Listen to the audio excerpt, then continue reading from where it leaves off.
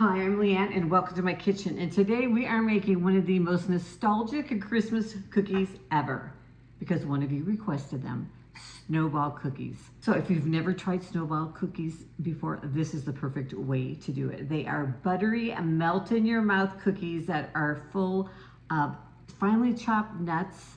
And if you're not a nut lover, you really don't even know they're in there. And that dough surrounds a Hershey kiss, and then you cover them in powdered sugar. They are so good. Today's recipe is small batch, and it's just the perfect amount of cookies for 2 people. You are gonna get all the holiday flavor without a huge batch of cookies.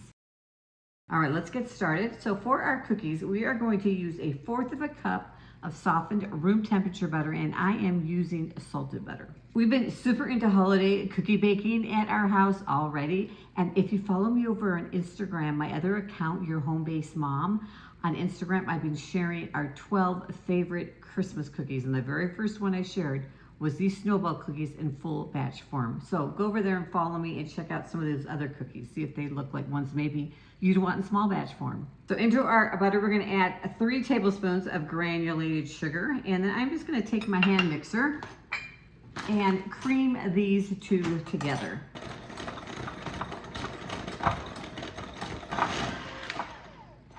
Now, one of the things I love about these cookies is the ingredients are so simple. There's just a handful of ingredients. And the next thing we're gonna do is some nuts. Now, I usually use walnuts in this recipe, but I was out of walnuts, so today we're using pecans. I just put them in my little food processor and just chop them up super fine. I like them nice and fine because I am not a fan of nuts in my baked goods, but when you chop them up nice and fine like this, you don't even know they're in there. You want 1/4 cup. So let's just measure. Here we go, 1/4 cup. And I'm also gonna add into that 1/2 cup of all-purpose flour. And then go ahead and mix that up just until it's combined, all that dry ingredients is combined. All right, one thing I find with this recipe, especially since living here in Utah, that the dough tends to be a little bit drier because it's so dry here. So if your dough looks kind of dry and it's not coming together, we're gonna go ahead and just add a few, maybe a teaspoon of water, and then go ahead and mix it together.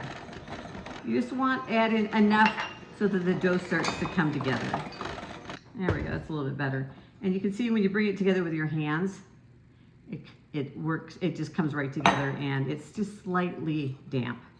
That's what you want. And then we're gonna just take some plastic wrap and we are going to pop it in the fridge for 20 to 30 minutes to let it chill. The chilling is gonna help prevent it from the dough spreading too much. So just a quick chill, 20 to 30 minutes. All right, we are ready. Got my dough chilled here. And I'm gonna take, this is my, I guess a 2-3 tablespoon scoop. It's about 1 inch across, a little slightly bigger. And I'm gonna take a scoop of dough and I'm just gonna kind of flatten it out a bit, stick my little chocolate kiss on there, and then wrap that dough around the kiss. And it's at this point, if you find that your dough is still a little too crumbly, you may need to give it a little bit more water, but it should form around there nice and smooth. All right, another one.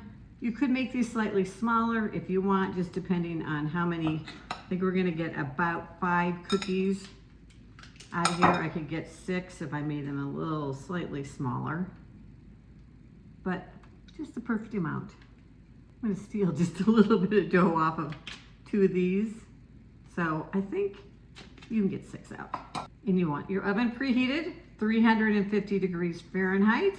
And you want the cookies all relatively the same size so they cook nice and evenly. We're gonna bake these in our oven for 12 minutes. Now you don't want these cookies to brown.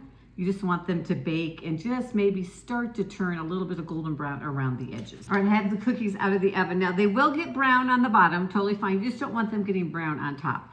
Now I let these cool for 5 minutes or so till they're cool enough that I can, comfortably handle them.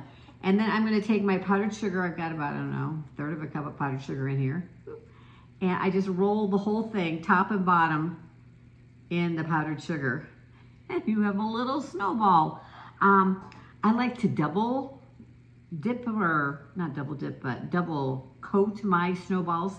So I do it once while they're still warm, And then after they've totally cooled, I like to do it again because sometimes I just sprinkle it on, sometimes I dip them again, because as they're warm, the powdered sugar is gonna, absorb a little bit into the cookie. And I like to be there a nice coating of snow on top of my cookies. So you're probably gonna need a little bit more powdered sugar than what I've got in here when I dip them the next time. But so good. Just a second, and we're gonna break one open and show you what's inside. All right, after they cool a little bit more, I have a little sifter here, put some more powdered sugar in it. We just have a little snowstorm here. And just give them another little dusting of powdered sugar. The best part of these cookies is, first of all, they're just soft and tender and kind of melt in your mouth. But when you bite in and you find that little surprise of chocolate inside, it's so good. Now you could get creative too. There's lots of different flavors of Hershey Kisses out that you could put in here and try. And if you don't have Hershey Kisses, you could also use chocolate chips. Put like 4 or 5, depending on the size of your chips, chocolate chips in the center, and you'll get the same yummy chocolate center. So if there is a Christmas cookie that is one of your favorites that you would love to make but don't make anymore because the recipe makes too many, let me know. Leave me a comment down below and maybe I can come up with a small batch version for you. So thanks for joining me in the kitchen today, and we'll see you in the next video.